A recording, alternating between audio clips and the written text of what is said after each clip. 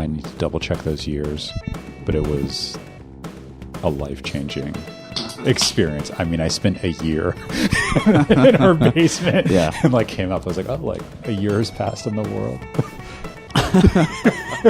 It was so good. And it was like actually pre like super internet, but it was actually like totally internet. Yeah. I started recording. Okay, cool. I didn't want to ambush you. All right. Everybody listening to this, you are now listening to the 154th episode of iHearIC Radio, a monthly podcast investigating the local arts scene of Iowa City and sometimes a broader geographic territory. Today we've got a very important guest. You're very important. Are you okay with that label? Not really, unless it relates to me getting my children to school. That's important. Which is, I feel is... Is that something that you accomplish every day? Somehow every day. And it happens, I guess, hundreds of times in a year. It's a big task. Sometimes it's calm and peaceful and everyone seems really happy. Sometimes it's a total breakdown. Sometimes my wife, Amanda, is getting one child to school and then I am tasked with getting the other to school because the second child is... Yeah, in a way that it's not going to happen immediately. Yeah, but that is probably the most important task. Maybe second most important. First important is making sure that those children eat some source of protein. Sure. Okay. So like nutritional, like keeping them alive, and then sort of socializing them and getting them some sort of education. Maybe is second most important. Yeah, we'll just put socialization and education into a blended category. I don't know. I was thinking about like what happens when kids go to school. I guess those two things. Yeah, I mean, I feel like, not to reduce it because they're incredible educators in our own community. But I feel like if you can like hang out with people, you can read and you can do some like basic math. Like maybe that's. I'm sure there are more things, but that's like pretty good. That's a good baseline, I think. Yeah. So I'm going to stick with very important because I think that everything we were just discussing is pretty important. And you said that you do those things. So we're going to stick with that. Okay. My very important guest for this month's show is Andre Perry, who people probably know you because you are the executive director of Hancher. That's probably why they know you now, right? Maybe. I think that's maybe your most public facing activity currently. I think technically it is public facing for the city and perhaps county that we live in, though I try to be as unseen as possible, which is maybe my own thing. Interesting. Yeah. Why are you reluctant to be visible? I think I like to just be really focused on the work that we're doing. And I think that the work that we're doing is, making a space for artists, making a space, particularly since we're on the campus of a university, making a space for people who are growing up to be engaged with art, whether they're making it or just walking into it. And then, of course, our community at large. And as you know, it's like literally a thing that only works if everyone's kind of doing the thing. And so at some level, I'm not stoked that they're like, this is the director, or this is an executive director, because it's like it's like true teamwork. Sure, you want it to be more, I guess, like transparently collaborative, rather than there being sort of a hierarchy and everyone's pointing at you at the top. Yeah, and I'm happy to like take all the hits, which I understand is part of my job, so that's fine. But it's just like I think I really want people to understand how incredible of a feat it is, whether it is a small show that we're doing in your living room where we're just like making some ambient music, or a Broadway production that's happening on the Hancher stage and everything that is in between and larger than that happening. It's like so much has happened for that like 90 minutes or the 2 hours of whatever's happening that we experience as like audience members. Right. And not that want everyone to be like, submerged in what a load-in looks like at 8:15 a.m. or all the prep that happens for that. But just to understand, like, it is not a small feat that a Broadway production or symphony orchestra or rock and roll band or comedian is like happening right now at 7:30 p.m. And I think it's one to acknowledge like all the different pieces that have to make that happen, including the artists, and also to like celebrate that, because I think us all getting together to make a thing and be in a room together, whether we like the thing or not, but just to like be in community is like a super important experience to have happen. Yeah, it involves a lot of people making a collective decision, I guess, that like this should happen. Right. And it's like, I guess by, I don't know, like CEO, like Bay Area terms, like inefficient, but, and it's like so anti-AI, right? Sure. Yeah. And I'm not like trying to be on an anti-AI rant, but like, it's like, you are welcome to go on any rants you see fit as we progress through this conversation. But it's like people getting together to do a thing and being mad at each other at the top of the day, and then like being okay with each other by lunch, and then maybe being mad by dinner break, and then being like okay when it's all over, and then like closing the doors and everyone like disappearing at like 11:30 or 1 a.m. Yeah. And then getting back to do it again. Like that is like really hard, and it's a lot on all the folks involved, including the people who are traveling on the road. And it's also like kind of beautiful, because like maybe that's why we're here. I'm not saying it's only that, but just like to do things together. Yeah, sure. Broadly, yeah. So all that goes back to, it's like, I know I have to walk into rooms or whatever for my job, and I'm like happy to do it.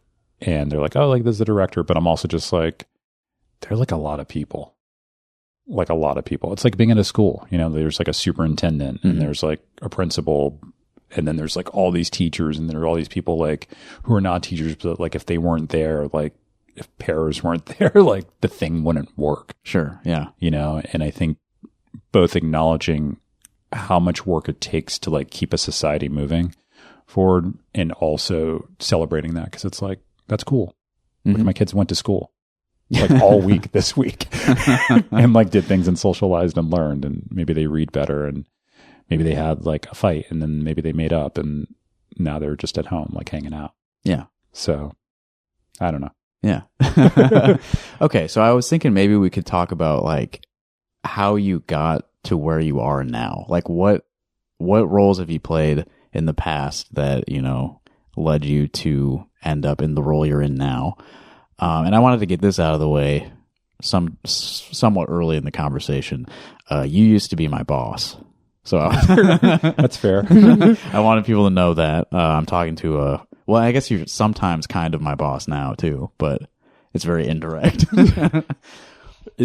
Fair enough. And it's kind of funny, because if you're in the Iowa City art scene, it's kind of like almost everyone is connected. Yeah. Like in some way, right? Yeah, yeah. There are indirect connections constantly where we all have to go to work and sort of like have a weird hierarchical thing, but then other times we just are like hanging out at a show and it's flat. I don't know. It's weird. It is. But you used to run the Englert Theatre when I started working there. You were in charge, large and in charge. How's that? Was I large? I don't know. So what? I guess what came before that? How did you get there? Yeah, maybe we'll just work backwards. Sure. Yeah. So I worked at the Englert for 11 years, which is a long time still, I think, in my recording of life. Totally. And I think I ended up at the Englert by luck and chance, as some things happen. The Englert is for those who don't know, is this like 100-plus-year-old historic theater that's in the middle of downtown Iowa City, and it was built in 1912, and there were like all sorts of shows there, and then it was a movie theater, and then it like closed down for a while, and it was going to become a bar. And some folks got together to be like, maybe we don't need a bar here, you know? And so it became this historic theater that we have in our town today. And that was like 2005, right? I think this late fall 2004 is when it technically reopened. I think 2005 was like the first full year. And so in 2010, after they'd kind of like gotten that initial launch off the ground of, or relaunch of the Englert, they were looking for like the next team who I think was going to be like, well, what are we actually doing like programmatically, and what is our relationship with the community? How are we serving the community? And I think they actually did like a national search, and they did not find the person or people that they were hoping to lead the organization. And so then they did it like a more like local organic search in the Iowa City area. And I think there were like a few candidates, and I got cornered, I want to say, by Ryan West. Oh, yeah. Who works at West Music. Yeah. Who was maybe on the board at the time. And this other guy, Paul Burns, who's a lawyer who was also on the board. And they're like, maybe like, would you apply for this job? And I think they picked me or asked me. The time I've been working on Mission Creek Festival for about like 5 years or so. Right. And I was out of Iowa. And so I was working at the mill. I was booking shows. I was waiting tables, and I was bartending on some nights as well. So like I was just kind of like doing shows for the mill mostly, and then doing Mission Creek stuff. And they're like, well, maybe this guy who's like doing shows, like maybe he would want to apply. And so I ended up applying for the job, and I got it. And I think it was just like timing, because I think they were looking for someone who's probably like more like credentialed or like, if they did a national search, that feels like big for what I know they were at the time. Like, yeah. I can't imagine they had a lot of money to offer, like salary wise, if they're doing a national search. I don't know. I feel like 2010 it felt dire then, but like maybe it feels more dire now. So maybe it was the right amount of money, you know? Yeah. It hasn't gotten better. Yeah. And obviously Mission Creek was a big deal, but when you describe what you were doing at the time, you know, the mill was how would you describe the mill in 2010? It was a lovely time. And, you know, I think part of that is like nostalgia, and maybe I'll give more backstory here. So when I was going to school at Iowa, and I think it was in 2006 when this company from Lawrence, Kansas came in and bought Gabe's, and it became the Picador. Yeah, right. And so I was like up in Cedar Rapids at the time, so I was not watching that happen, but I've heard about the changeover and the change back, and it's a weird period of time. It's a really interesting period of time, and there are people who are much closer in who can speak to the details of that, and I think that it is worth hearing from them at some point. But like Jackie Becker came in, who's a wonderful promoter who lives in Lawrence, Kansas, and they kind of brought this new team into Gabe's, and Chris Wiersma became the manager of Gabe's. And so Jackie was working on shows. Doug Roberson was still working there. He was working on shows. So it was kind of like this like really interesting mix of folks. I think that brought a lot of energy. And at the same time, the mill, Marty, who was working at the mill, or was one of the co-owners, was just getting really open to all the different kinds of things that could come in there. I think for a long time, people had kind of seen the mill as like, this is like the folk and like the bluegrass place, even though it had done more than that. But it really like opened the door where it's like, actually anything goes. If it's community-based, great. And if it's like a touring cool thing that makes sense in this room, let's do it. And so that openness was also happening. And then running parallel to that, there was this guy, Sean Reed, who came out of the intermedia program at the School of Art at Iowa. And he was running this incredible tape label from his basement called Night People. Oh, right. Yeah. I knew I recognized that name. He was great. He was in this band Raccoon. Yep. And so he was kind of like... That's Raccoon with a lot of O's and hyphens. I could not spell it now for my life. I think it's RACCOO-OO-OON. Wow. I believe. Wow. Respect to the legacy of Raccoon right there. So this period of time we're talking about, I was a teenager. I was in high school. And one of my history teachers, I think, was dating someone in that band. Seems possible. So that's how I knew about that at the time. I never came down here and saw them or anything, but like I think I had like a CD of theirs and was way into it. They were great. They were amazing. Sean was making these tapes in his basement, and I think he was, through Raccoon and just through his like general omnivorous like interest in all things underground music, was very connected to a network across the United States of these like bands that were like bubbling up from the underground. And it was at the moment where this kind of like where certain underground sounds were getting absorbed into the indie culture, which was not like mainstream by like Madonna level, but was like mainstream by like maybe like Pitchfork level. Sure, right. And all of that was like happening at once. And then there were these local bands that I think really represented the town, like the Tanks were like a going concern. Supersonic Piss, which was Paige and Colin and Josh and others. And that band was like coming up. And then you also had, I mean, like Sam Locke Ward was a force. Yeah. Like he was doing his solo work, but then also putting these ensembles together. He was also the other booker at the Mill. Oh, okay. And I'm doing this like super long-winded history to be like all these things were happening at once. And so it was like a really vital time. I remember we did this Mission Creek show. I think it was 2009.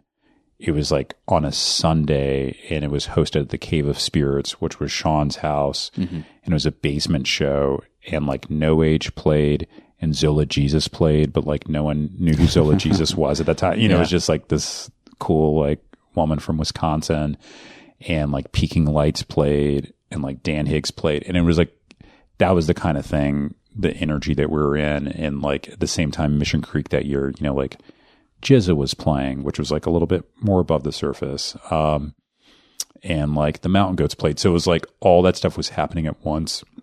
And I think you would see a lot of people in the same rooms, you know? Right. And so there was a lot of like aesthetic difference, but I think a lot of community participation in all of that aesthetic difference, if that holds up. So like whether you were like some like folk kid who was like listening to like Dylan or whatever, or Mountain Goats, or you were like totally hardcore, or you were more ambient, like you just kind of ended up at all the shows together. And that was amazing time. So like, you know, I think at some point, and you should talk to Paige about this at some point, or Anne, you know, I think there was like a touch of like competition between like Picador / Gabe scene and Mill scene. But at some point it just kind of dissipated because it was just like, mostly because of Chris, because it was just like, yeah, like we just kind of need all of it. If we're going to survive. That was the attitude that I saw in him. Like when I started talking to him, is like, yeah, it's all the same thing. Like everyone needs to just go to everything. Which is amazing, you know? I mean, and even some of the shows were incredible. I was talking to Brian Johannesson about this. He had this band called Grand Tetons for a while. And it was kind of like him starting to really write songs, and then a couple of the guys who've been in the Birthright scene, which was like this math rock band, kind of came together. And you would go to a show and it would like, I'm making up this lineup, but just for representation, it'd be like Grand Tetons and like Supersonic Piss. And then some like ambient project. And that was like your whole night, which is actually like a really... I love that kind of show. There's not as much of that happening right now, but I love mixed, as much variety as possible. Like when I was booking shows more often, I was like trying to craft stuff like that. And as you know, Jared Fowler was here too during that period, which founder of the namesake of the show. And he was like I don't want to say the final piece, but he was like that piece. He was like, look, I understand this kind of School of Music conservatory world, which like seems like super institutional, but there's actually all this like awesome artistic genius happening within it. And he's like, how do we connect that to both the community at large, the underground that's happening outside of the institution, and make this like fertile like crossover scene. So now you can track your own progression from like being a part of the scene you were just describing, and now you're running the Hancher series stuff. I mean, it's weird how it happens. I don't like think about it on a daily basis, but now that we're here and thinking about it. So I mean, establishing those bridges and like really breaking down barriers between the different like aspects of this community that should all be interconnected and interacting and collaborating. It's been, I guess a constant cycle, right? Of like, it feels like sometimes stuff starts to get more siloed off again. And then we have to like reestablish connections. I guess part of that is kind of the transient nature of a lot of like a university town. You know, people come here for school and they leave. So connections are made and then inevitably have to be broken because people leave the community. So there's so much a constant effort, I guess, to keep the connections going. It does happen. I think some of that is just like losing the institutional like memory of something, you know, and then how do you pass it on? And it gets hard to pass on when like someone moves back to California or wherever, Minnesota. Jared moved to California. Right. Sean Reed moved to Minnesota. Yeah, that is hard. Maybe I'm being hopeful. I feel like there are enough people, I guess us included, who have decided we're going to be here for a while, you know, and the longer it goes on, the older we get and the more we've just seen happen. Sure. Yeah. And I think my question, I guess for all of us is, can we like build a scene that has folks who stick around and are invested in it, and also make space where people can come in for like a few years because they're here for school or whatever reason, maybe they're partners in school and they do stuff and it's okay that they go. Right. You know, and then that, because it is actually good when people leave, you know, because they're like, you should, because they will tell other people to come here, you know. Sure. Yeah, I guess there is that. They can be ambassadors. If we make their time here really great, then they will speak highly of this place. Yeah. I mean, we should just be who we are. Like they can speak however they want to. Let's lure them in. But I was just listening to Oh Young's record. That they did I haven't had a dedicated to chance Iowa. yet, but yeah, I'm excited that it exists. I mean, it's like hard to listen to in the sense that it brings up just like a lot of feelings. And so it's like hard to just be like, I'm listening to this as like an aesthetic record of this time that Oh Young. It's too personal. But it feels personal. Yeah. And just even the titles, like I think will have a very specific meaning for anyone who lives in this area and has participated in this area. So, but that's kind of how it should be. You know, they came here, they got involved, they made music, and now they've made this record that is, you know, just memorializing that experience. And that feels like a very healthy way of someone being here for a minute and not being here for a minute, but having a positive effect on both us as a community and them as an artist. Right. Exactly. So, yeah. I, when she lived here, she was doing like film scores. That's like her main gig, right? And I got a chance to work with her on one of those. And I have yet to be able to see the movie because it's such an independent thing and it hasn't seen wider distribution yet. Dreams in Nightmares is the one that I played Barry on, but I don't know what it sounds like. I don't know what it looks like. Did you know anything about the movie? I think it's about a road trip. It's like a road trip movie that I think has like some, maybe not like full on horror, but kind of like darker, scarier stuff in it. I don't know much about it. I hope someday it sees a wider release. That sounds amazing. Yeah, it was fun. And this was like, you know, coming like stuff opening back up, and I was like struggling to like get out of the house after more than a year of like seclusion. And it was like a good opportunity to like, I'm doing something again. I like this. But speaking of people, you know, coming here from elsewhere, you're not from here, right? But you've been here a long time now. Yeah. People ask me where I'm from. I'm pretty proud to say I'm from Iowa City now, which comes with all the beauties and challenges of our region. But I grew up in DC, and I consider that my home as well. And I spent 5 years living in San Francisco, and I also consider that my home. So I think those three places are probably really defined my spirit. And maybe there's another place that I don't know that's coming. But yeah, those have really been important places for me to live. DC is just where I came up, you know, and so it's like that like high school experience and being a kid and kicking around. And I feel like San Francisco is where I like grew up, you know, like I was grown up, but I was just like really experiencing the world away from home, and then chose to come here to go to school to Iowa City. And this is where I've settled, you know, and kind of tried to do things in my life. I loved growing up in DC, you know, it's such a weird town. Were you part of like the punk scene there?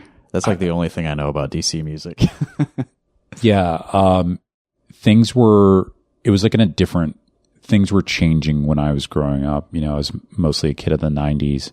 And so I was growing up during the transition when the 930 Club, like the old classic, like punk hardcore 930 Club that you probably see in pictures with like Minor Threat or like, you know, Henry Rollins and like Black Flag. Yeah. That was becoming like, they just closed that one down and they like bought like a new or moved into a new building that is now the 930 Club. That is like, not that it's like fancy, but it's like, you know, it's like one of the best venues in America. You know, like it's always like on one of those lists. Yeah. Yeah.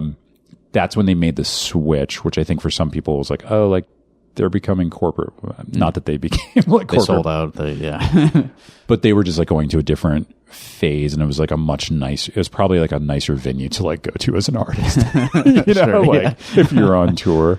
Yeah. I mean, there's, you know, something very cool about just dingy, shitty places and like having, I feel like you're not an artist if you've never like played a show like that. Yes. But you know, it's not great. Like we right. We shouldn't make people have bad experiences to become established and like good artists, right? Right. Like it was probably fine that Black Flag was there at some point, but then like Rollins band is like, actually we would like a green room. Right. By the time they get to be that age. So that change was happening. Fugazi was still a going concern, and they were kind of just doing their own thing. Discord Records was, I would say, kind of at like a high point, and lots of great bands were coming out of that I think were like no longer hardcore. There's like Jawbox and bands like that. So that was like one scene, and then there was like the local high school kids who were starting to get into other ideas. And so Jonathan Fire Eater was the big band, the rock band that was coming out at that time that was locally based, and they were about to move to New York. And then there was also like Go-Go happening, which is like a huge part of the DC scene. Yeah. Which is kind of this like live R&B rap, like psychedelic kind of just like mix of everything, deeply like rhythmic music that is like kind of born out of DC and brings in all of these like different influences. I liken it to like kind of being like DC soul, like Grateful Dead, like totally like off the grid, but like beloved by so many and like cultish. Like literally we go to those shows and they were some of the trippiest shows. I wouldn't have used that terminology at the time, but there were some of the trippiest shows where you like going to these like deep like jams of like 3 percussionists going off and like an incredible like bassist and like vocalist, and then they would be doing like a cover of like Gin and Juice. Okay. Like, you know, and you're like, how did we get here? So that was a really important part of the scene, and that's like all local. And then just musically, I think the things that were coming in at that time were music that probably had felt underground for a while, was starting to like seep up to the top. Like obviously like Nirvana was a big band in terms of rock bands. And like rap was obviously really big on the West Coast, you know, like Dre doing The Chronic and like having Snoop come out. But I think the thing that was really affecting for my friends and myself were listening to like that mid-90s East Coast rap. Mobb Deep dropped The Infamous. Yeah. I remember when that came out. I remember when Cuban Links came out from Raekwon, and then Liquid Swords from Jizza followed not far behind that. Obviously, Illmatic had come out a year or two before all that. And just like that whole like world of like New York rap totally it changed my life. I won't speak for everyone else. I think it changed some other people's lives. Yeah, definitely impacted more than just you. Yeah. It was crazy though. Like I know it's just like normal now because like that stuff was like classic rap or whatever. Sure. But like those sounds and like the lyricism, and particularly with like the Wu-Tang and particularly like Jizza and Ghostface, they were like so, and Raekwon, they were very much of the immediate world that they were talking about, whether it was like Brooklyn or Queens or whatever, or Staten Island, and also like on this like totally like cosmic like level as well. There's like lore to it. Yeah. I mean like they're like taking like ancient like mythological references, talking about like space references on like some Afrofuturism. Yeah. It was just like a really incredible mix. And I think the lyricism and the concepts were like perfectly matched by RZA and the beats that he and other collaborators were making at the time. And at the same time, having like Mobb Deep, which was like so gritty and so real, particularly like on the Infamous, which is a record that's like really influenced by Q-Tip, who was like really behind the scenes and getting them to like get to that record and helping to produce it. That stuff like was both mystical, magical, and deeply influential. And Tupac somewhere in the middle. You know? Yeah, for sure. Okay, so that was DC. That was DC for you. And then I guess what brought you out to the West Coast then? Was it West Coast rap? I moved to the West Coast. I mean, this sounds so ridiculous now, but I just, for a while, I thought I might want to be involved in making movies. Oh, okay. And I've been writing screenplays at home and making little short films on video, and was into that world. And I had a buddy who knew another guy in LA who I drove out to Los Angeles from DC to go to go meet with this guy who was like in development at this company, and I can't remember the name of the production company, but it's something in LA. And I have like my reel of like videos that I had sent off to him earlier. Like back in the day, you went to someone with like your little like tapes and they like transferred them to DVD, and then you like sent them to people. Yeah. So that was like my reel. And I had a meeting with this guy who was like very nice and very kind. And he's like, basically, if you move out here, you can be like a PA and just work your, just that's what you did. You cut your teeth and hopefully get a break. And at the same time, like for no logical reason, I just like sensed that there was something about San Francisco and the Bay Area, which I'd only known through like the twin like musical lenses of like E40 and like the Grateful Dead, that I just like felt like that there was something there that spoke more to like maybe making something and creating something. Right. It's less industry. Less industry. Yeah. And I think that I kind of knew that I wanted to just be in a band and then like figure out like maybe how would I write later on. And this also coincided with a time when there were a lot of jobs in San Francisco because it was the first internet wave. And I was able to get a job working at an ad agency that was working in digital marketing, which was like a big word at the time. Sure, yeah. And now you're just like, emerging, like Instagram? You just write posts, I guess? Right. What years were you in San Francisco? I moved there in August of 2000. Okay. Maybe late July. And my mom had a cousin who lived in North Berkeley, and so they let me live with them for a couple months while I was figuring out my stuff. And I got this job working in advertising, and I remember getting a bonus for signing on. Wow. I was like, oh, this is the real world. And like 6 months later, the whole economy fell apart. Yeah, I was going to say, so you were like the tail end of the bubble. I was at I came as the bubble was bursting. Yeah. Which in retrospect, because I'm older now, I think I was in some ways lucky because it was like so expensive at that time and it was tough to get an apartment. But then everything fell apart. I eventually lost my job. I got laid off. Yeah. And I just like pieced together jobs. And then a year later, I moved into this place, and the rent I live with, the first place I moved into was 2 other people, and we paid $600 each. Okay.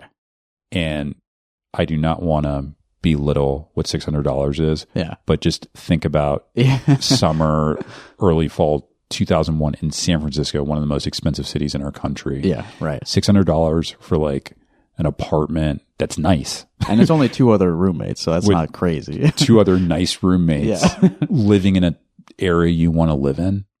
Like that was a real gift. Yeah. And it meant that I just did not have to make an insane amount of money to subsist on a month-to-month basis. And I wasn't asking for a lot. I was like very young, you know, I wasn't trying to get 2 kids to school. So, right.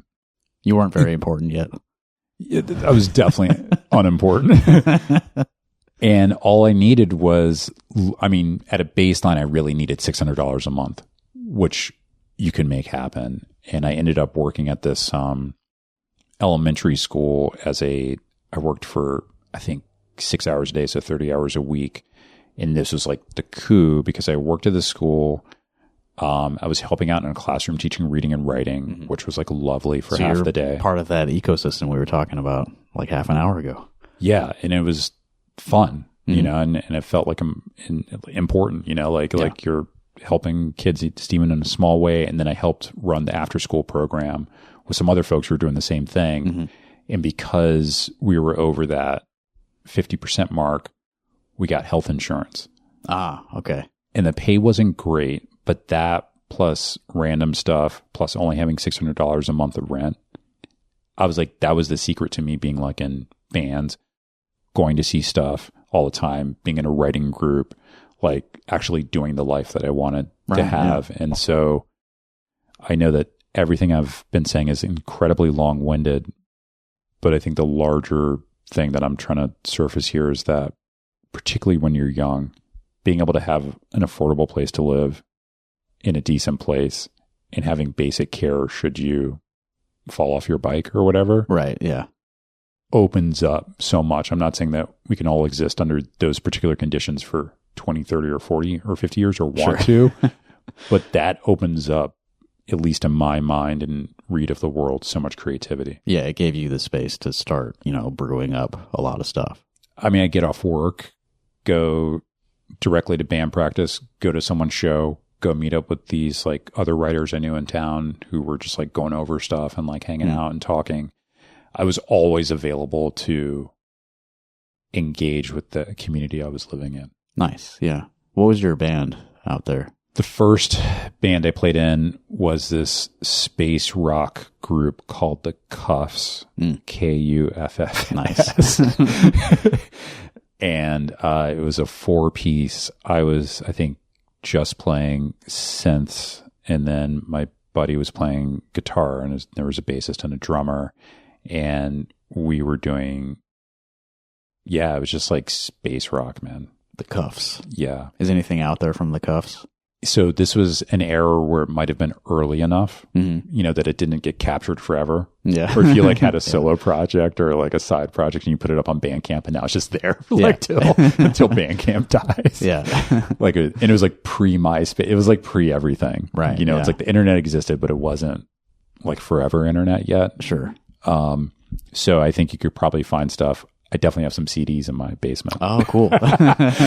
Which I'm just keeping because I'm like, I'm just going to keep those till Museum I'm gone. Pieces, yeah. Do you have the files on a computer somewhere at least?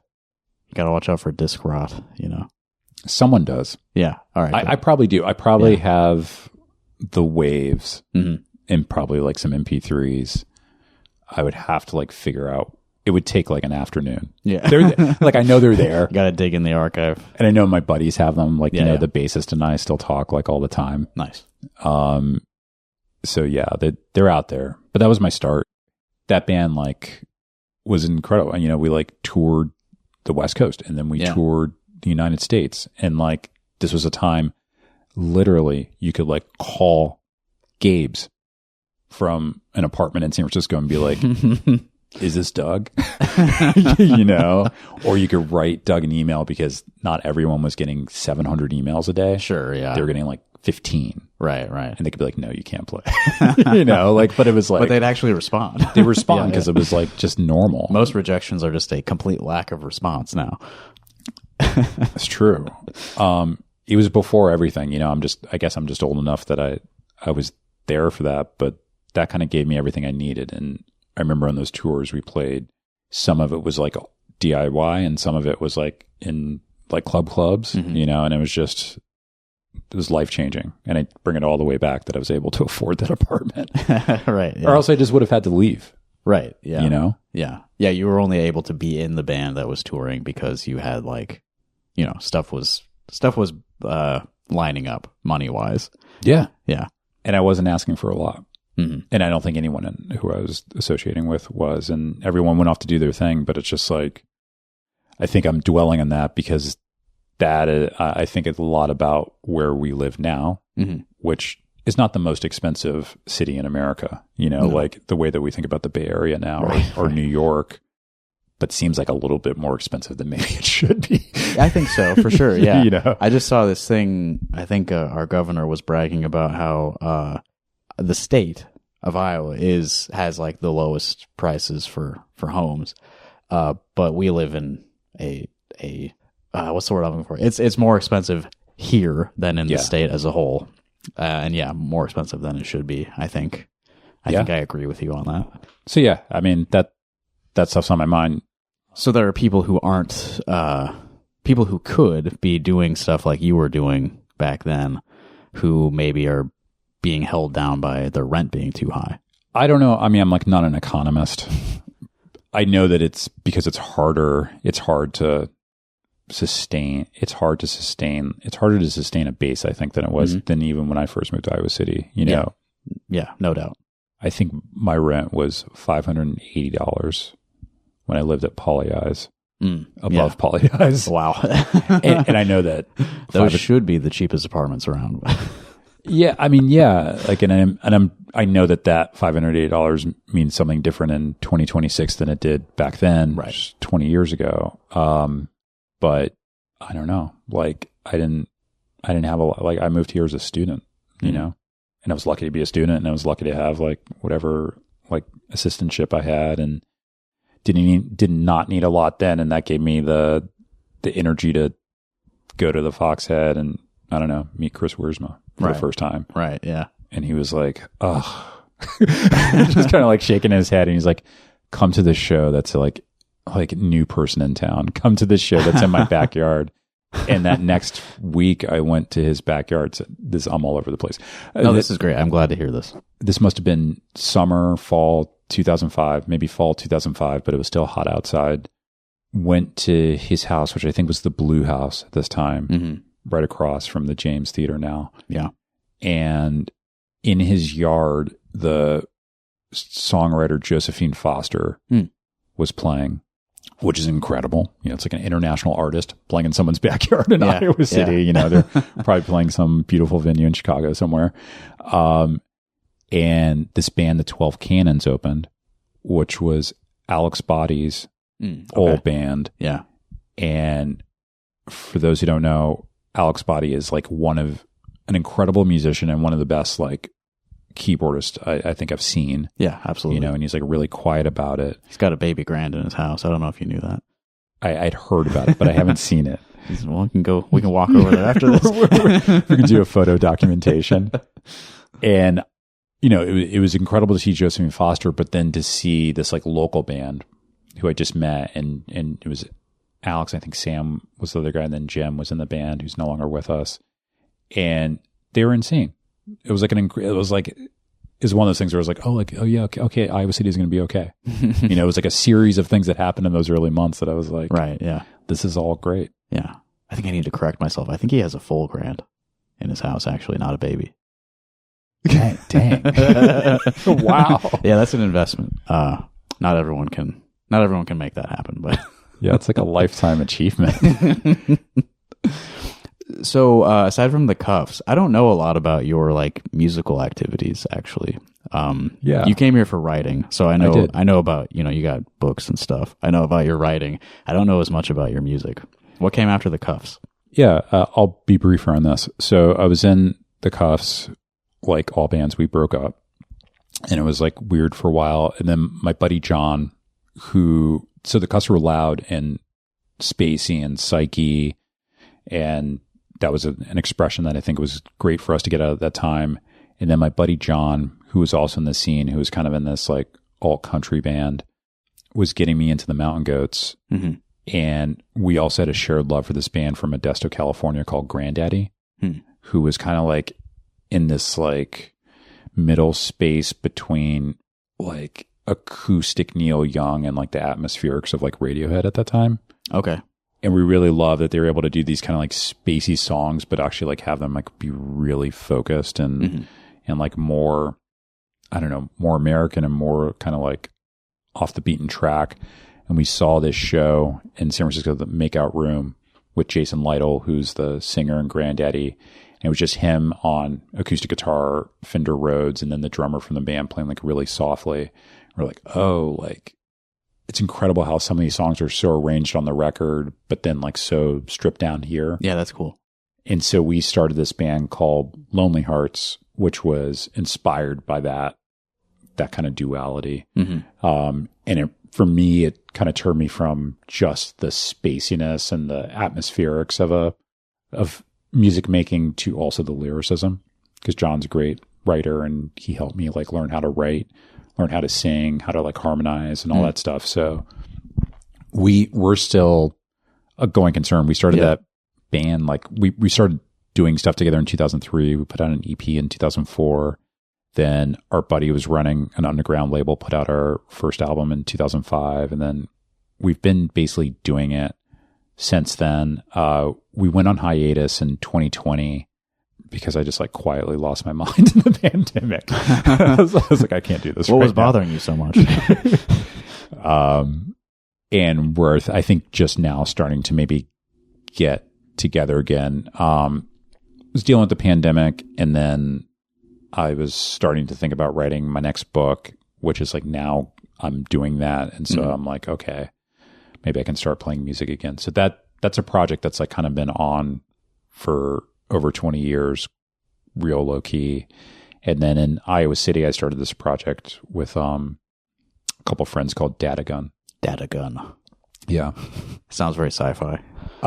It kind of was. I think that was coming out of a slightly Joy Division, maybe more New Order than Joy Division, like real, like basic drum machine beats. Yeah, I love that stuff. No drummer, no bassist. It was guitar, drum machines, and synths. Then all three of us kind of sang when it was time to do that. Nice. And that band was our band during that period I was talking about earlier, where it was just like there were so many different aesthetics happening in the scene. And just kind of anything you wanted to do happen. I think we were all getting influenced, or most of us, I think, were getting influenced by stuff that was coming up at that time. Like Animal Collective was like a thing, you know, and they were very underground, and they like weren't underground. Yeah. So I think it was hard to not get looped into that. Peaking Lights, you know, I think was doing stuff that was interesting to us. I mean, Sean himself was like very influential, certainly on me, and he definitely opened up my ears to a lot of music. So yeah, Dadgun, I think, came out of that. That was a really fun band. But that's over.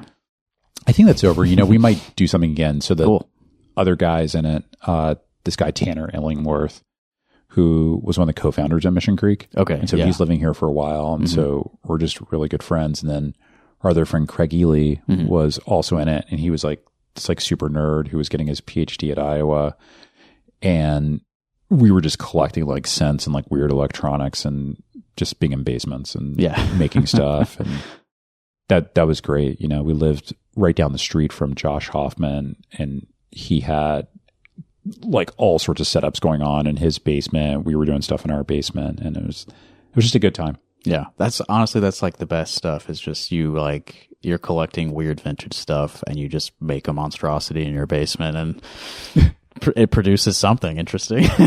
Yeah, I mean, I love that. Found like a Moog. We're like, oh, that's a sign. Yeah, you got to have that. Wow, we've already filled 50 minutes. I'm sorry. No, I appreciate it. It's good to get a glimpse of like what was going on like a few years before I was here. And you were in the middle of all that, so I'm glad that you have all these memories to share. But I did want to talk about, you know, current concerns as well, because you've got a lot of stuff coming up that, I mean, I think your marketing's doing fine, but you know, we should take the opportunity to make sure people know, you know, all that's going on, starting with Stop Time, which is this week from while we're recording this a week before stop time starts. Yeah. April 3rd and 4th. Correct. 4th and 5th? 3rd and 4th. 3rd and 4th. Friday, Saturday. Friday, Saturday. Right. Yes. Okay. I'm playing on the 4th. That's why I will be sleeping on Sunday. Yes, that's the day of rest. So let's talk about stop time. What's the concept here, and who's playing, and what do you want out of this? Yeah. So stop time's this project that we're doing out of Hancher, and it felt like a great opportunity. Mission Creek was morphing away into something else, and we had this like space in the calendar. And I think my dream is, how do we take the energy of a big institution, the University of Iowa, and apply it to like contemporary art and contemporary thinking, which I think often has to be outside of the container of like a large 1,800 seat hall. And how do we bring it to like a more intimate space? That's like one thread that's going on. The other thread is we lost the mill during the pandemic. And so it means we just lost a space that helps to like tie together our own community, regardless of what people loved or didn't love about the mill. Yeah. There's a hole that has not been filled yet. Correct. And so it seemed like almost like a living essay to be like, well, what happens if we put this kind of multi-venue performance event in some spaces that we know very well, Gabe's, Englert, as well as in others that we don't know so well, the Masonic Lodge. Yeah. Doing stuff on the Pentecrest, or trying to use Voxman in a way that maybe it doesn't get used on a daily basis. And that's another thread. And then another thread is like, let's continue to like ease, the mobility between the campus of the University of Iowa and downtown Iowa City, which is happening, but like, I think just to lean in it, see even more. And then probably like the final thread is just making a space for art and artists who I think some of us definitely know and are listening to and following, but maybe some don't, but might find great joy or at least a deep experience by seeing them, and making sure we make space for that. I work at an organization that presents like 4 Broadway shows a year. That's fine. That's cool. But like, let's also like counterbalance that with something else so that it's like a full range of programs that are happening. And so I think Stop Time at its core is about having fun with contemporary music. Yeah. And I think it also still has that spirit of like, acts that seem pretty disparate should still be on the same bill together, and you should see them right in a row. Yes. That's our dream. We might be proven wrong, but probably some like subtextual stuff happening with it is, I think and maybe you can speak to this, I think there are a lot of incredible creative musicians who come through like conservatory, come through schools of music, who are maybe doing something that is not quite like geared to be in a symphony orchestra. Totally. Right? Yeah. And how do we celebrate that? And I think that's actually there's actually an incredible history of like, the Center for New Music at the University of Iowa. Yeah. And it's like, how do we like celebrate that? There's so many amazing folks, and not all, but a lot of those folks like stick around, and that's our community. That's our part of our artistic community.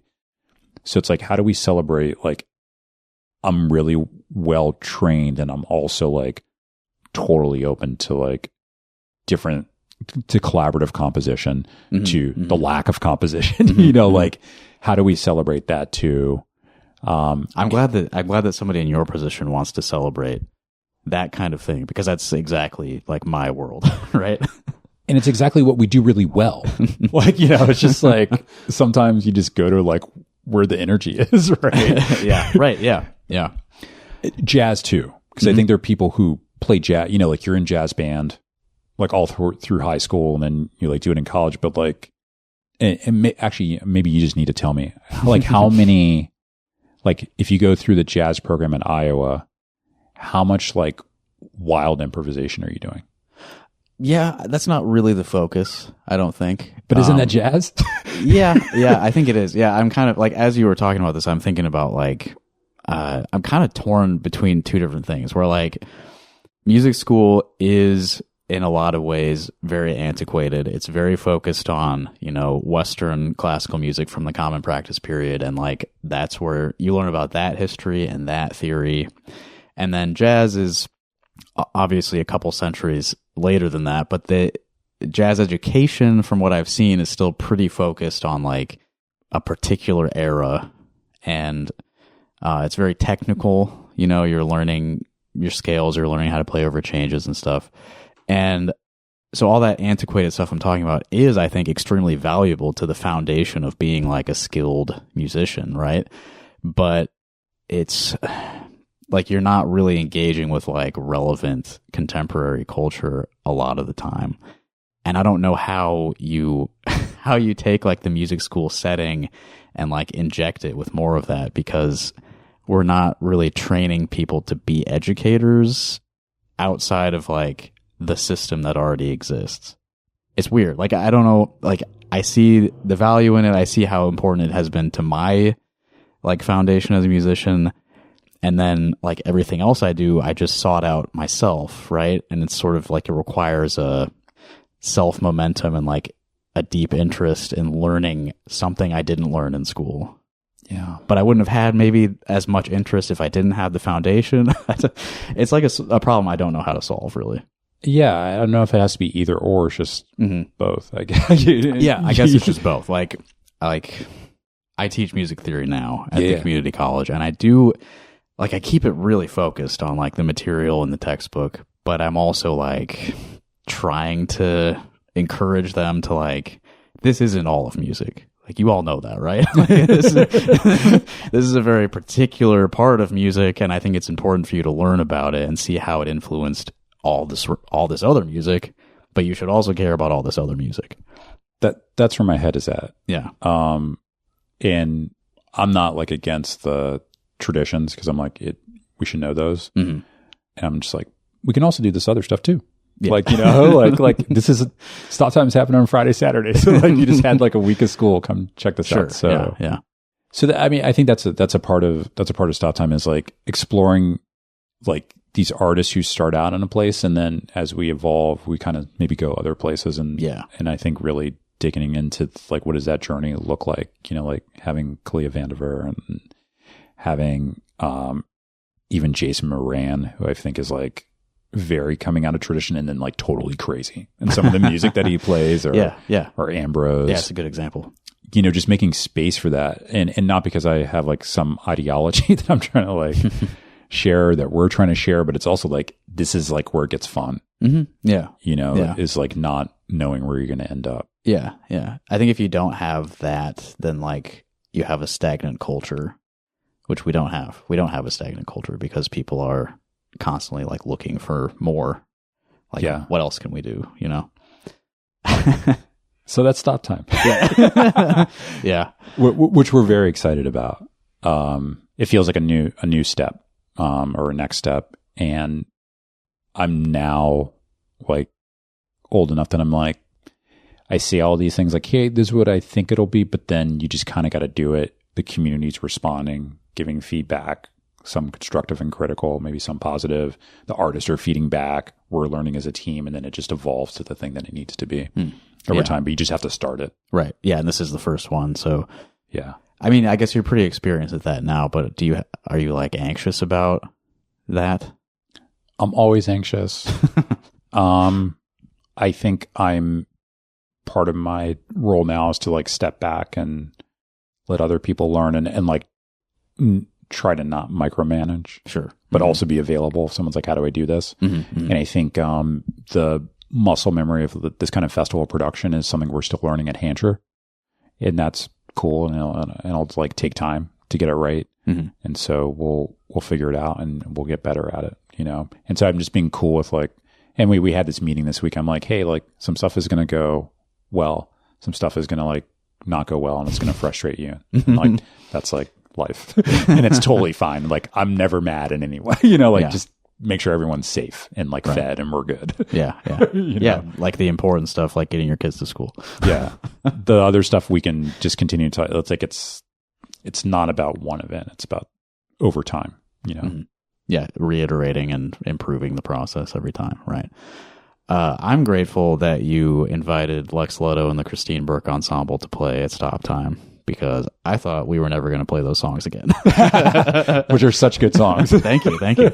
Yeah, we did the album release like a year ago, and it just takes so much for us to get all those people in the same room to like practice, and it's like we can't just do this all the time. So it felt like we had kind of like retired that, but then we got booked on this, and I was like, yes, we get another shot.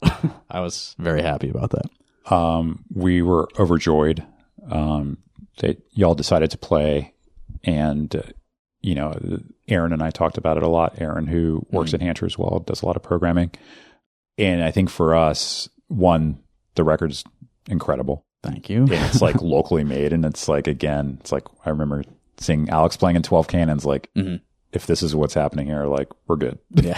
Like I don't really need to go other places. And I think so many of y'all in the ensemble are actually, we feel, and you can disagree for all days, we feel that you are representing that thread of at least the University of Iowa and music making, where we're like, we're cool with all this other stuff. We love it too, but like, this is also like part of our identity, and we want to like lean into it. And I feel like y'all are in your different ways, or both doing your own thing in the community, and also like maybe have like a foot or a connection back to the university as well. And it's like, let's keep cultivating that, because there's someone who's like 20 at Iowa right now who, maybe I'm wrong, but I think they need to see y'all and be like, oh, like I can do whatever I want, Yeah. Like I said earlier, I feel like it takes like a constant effort, because there's sort of a revolving door. So new people come in who like don't know the bridges, they don't know the connections. And so, yeah, I think you're right. Like, I think the more we can spread awareness of possibilities, the better. Yes. Yeah. And it was also absolutely essential that there's local representation on the festival, or else it's like, why? Yeah. Like we just, I'm excited you got Miracles of God too. Yeah. We tried our best to have a range. So like, Lex Leto, Christine Burke Ensemble, Miracles of God.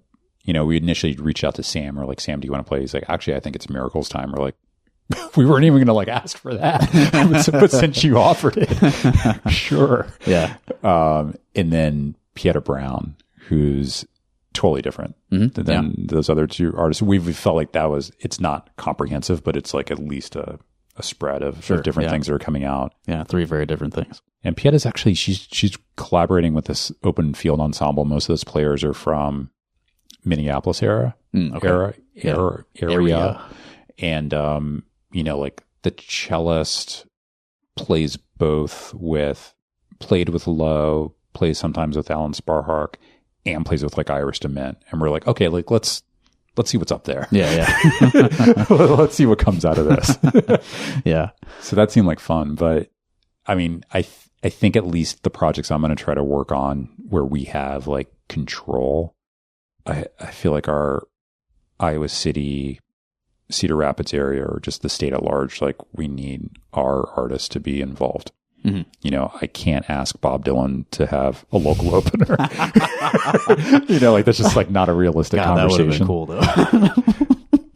In retrospect, that would have been amazing. That probably would have been worth going down for. He's like, what is that? Like, what's happening? There's an opener. Yeah. Oh yeah, there was no opener at all, right? It was just his band, right? Just Bob started and then Bob was gone. Yeah. You don't need anything else. You're bringing an icon into the room. Like, yeah. That was the right way. Yeah. But we don't control that show. We're there to serve the Dylan machine, which we're happy to do. But we do decide what happens on stop time. Yeah, totally. We should start wrapping up, but I also wanted to make sure like you had a chance to talk about like the new iteration of Mission Creek. Yeah. So that's like a day thing, a 1-day thing? Day party. Yeah. Day party. Yeah. This exists for, I think, a few reasons. On the most individual and personalized level, it's really important for me to do things that are on my own, that are not attached to like an institution. I mean, at the end of the day, I work for the state of Iowa, right? Yeah. And we know all that brings. good and challenging. No conflicting feelings about that. So, you know, and I'm happy, elated to do my job, and I'm in service to students, in service to the community. So like those are all good things that I want to show up for. But it's also important to have something where it's just, these are my thoughts or my collaborations with people in the community that it's whatever we want to do, you know? And so that's the very personal side. I think on less personal side, I'm collaborating with Nina Lohman, who runs Brink, which is a independent literary publisher. They do a magazine or like a journal, and they're now starting to put out books, and they do events. And her thing has all been about, she loves like a classic book, but she just also loves like thinking about literature kind of beyond what we might pick up in a regular book, and visual literature and essays that are maybe visual or sonic. And so that just seemed like a really like fun collaboration. And she was running the lit side of Mission Creek for the last few years. Right. And so we decided to bring Brink and Mission Creek together, create this thing, day party. One, to not have another multi-day festival. Obviously, we were just talking about stop time, like Refocus is happening. Dolly will do her thing with Pokies. I forget the dates, but I'll put it in the episode description for Pokies. Put it on your calendar. Yeah, so like that's happening, and you know, Brian and Englert are doing songwriter festivals. So like we feel covered with that kind of thing happening in our town. We don't want to muddy up the scene anymore. But what if we just like committed to coming out for one afternoon, you know, and just like seeing mostly local art, you know, and just being reminded of all the creativity that's happening here, from young to middle-aged to older people. Something by happening in the day where like we feel like all ages can engage, from very young to very old, and all of us in between. If we want to stay out later, we can do that. You know, we can go party later if we want to. And I think finally, both Nina and I are so enamored with the energy that's happening on the south side of town. Yeah. Through Trumpet Blossom, everything that Katie's been supporting as both a chef and as just a space for community and arts events. What John and Kalmia and the team have been doing at PS1 is insane. I mean, just the fact that they have that house is like, still, I feel like that happened so quickly that we didn't like take a beat to be like, that's a coup. Yeah, absolutely. Yeah. Having Little Village up the road, and then what Alex is doing in Plate a Table, and just having two independent restaurants like just a block away from each other. I love downtown Iowa City, but I think we're like pretty aware of the energy that's going on there. I feel like the north side gets a lot of love, and just we're like, let's go somewhere where like maybe like not all that, like I think a lot of love is coming there, but like can we just add one more day of love to what's going on over there? It's kind of our love letter to the south side. Cool. Which I think is just, at least in the years that I've been in Iowa City, I think it's one of the most vibrant areas that we have in this current era. And Day Drink is right there too. Sorry. Right. Just a block and away. Vice, you know, and the bike library. Like, you know, it's like all this like stuff is just cornered over there. Yeah. It's kind of, it's a part of town that's not as, like, the development is not so much for like, it hasn't been anyway, like aesthetic sort of like cleanness. Yes. It's not trying to appeal to people that way. It's, I don't know, it feels more gritty and like natural, I suppose. Not natural in terms of like grass, but in terms of like this stuff just came up here organically. Like people, you know, started a business because they could afford this building or whatever. Right. And so it's come up, you know, over the years as like more and more things like that happen. Yeah, it's an incredible part of town. I understand that like the city and the university need downtown to be downtown. Like you've got like Parents Weekend or whatever coming through. Like and the north side, I adore. You know, it's got like a touch of like, I don't know, shishi to it. Just because the Webster's there. I mean, another independent restaurant, like, and they a much different kind of independent restaurant. They did that thing right. You know, like I'm not going to complain. And Sam and Ryan are so nice, and I think they understand like what they're doing in the community, and mad respect to them for opening up Paper Crane, being like, here's another way to access us that is just like a little bit like easier to like get across from a financial standpoint. Yeah. But all to say, I feel like the North Side's doing really well, and of course George's and Foxhead, and Wild Culture. Yeah, we're pretty lucky now that I'm like listing all these places that we have. Yeah. Sorry, what day is the day party? I don't know if we mentioned. So day party's happening on Saturday, April 25th, and I think we were hoping to do a thing in May. Oh, another thing? No, like that's when we originally wanted the date to be. Just push it earlier. Just to like push it kind of in between what is Stop Time and what is Pokies Fest in a way that felt like there was enough space. Right. We, like, Nina got invited to like for some like UNESCO panel, like I think in Australia. Oh, okay. Like in May, and I was like, she was like, I need to go do this. And I was like, you're correct. You need to, if they are inviting you to go to Australia, that sounds amazing. Yeah, go to Melbourne or wherever you're going and represent Iowa City.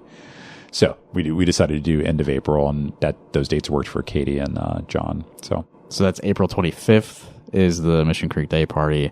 And also I know earlier that week you have booked another show. I think it's the 21st, right? The Flock of Dimes show. Flock of Dimes, yeah. Yeah. I'm a huge Jen Wassner fan. Going back to Mission Creek days, Wyoke was one of those bands that was really kind of in our circle, and they came through and played the festival a few times. And anytime that she wants to come through, I'm going to support that. I mean, I remember doing a house show when she was playing bass in Horse Lords at Steve Crowley's house. Like, if she's like coming through Iowa, I'm like, I'll find a place. Yeah. So Horse Lords house show sounds really awesome. It was a fantastic show. I think like their bassist was out for some reason, so they're maybe she was still living in Baltimore when Wyoke was in Baltimore, and they're like, Jen, can you play? And she's like, I play everything. And just like was on that tour, and I think maybe texted or maybe it was an email in those days, and was like, hey, can we do a house show? I was like, yes, awesome. We would love to do that. Yeah. So yeah, that's the week leading into day party. So you got a lot going on. Yeah. Yes. These are the busy times. Yeah. Anything else you want to throw on the pile before we let people go? Just a reminder, which if you're listening to this, you probably already know, but there's just a lot of great, amazing art celebration that I feel happens in this town in the spring. Pokies Fest will be kind of in that bridge between spring and summer. Ice Cream, which is a comics and a alternative media festival, which used to happen during Mission Creek, is actually happening the same days as Stop Time, and there's totally enough room to do both and not have it be stressful. So I hope people can make it over to that. And Icy Docs is happening, I think, in April or May. And it's just a reminder, people are making a lot of great art across books, music, film, and everything else. Yeah, all the time. Yeah, everywhere. All kinds of stuff. All kinds. So let's keep it going. Yeah. Andre, thank you so much for coming over and spending an hour talking with me about all this stuff. If you want, we could talk more about Sega Channel, but we could just stop recording also. We'll do a bonus episode on the Sega Channel. A deep dive into the Sega Channel. All right. Thanks for listening, everybody. Thanks again, Andre. Thank you. And we'll see you later.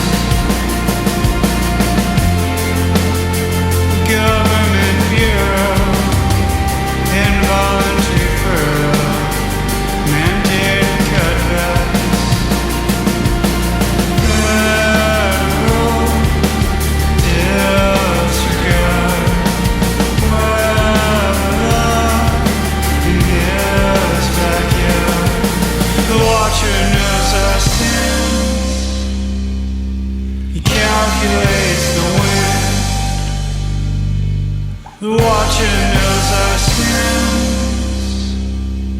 He calculates the wind. Starting this morning on the scanner, something odd. Radiant signal in the shape of the face of God. Radio activity. Hades come to make us bleed. The Watcher knows our sins. He calculates the wind. The Watcher knows our sins. He calculates the wind.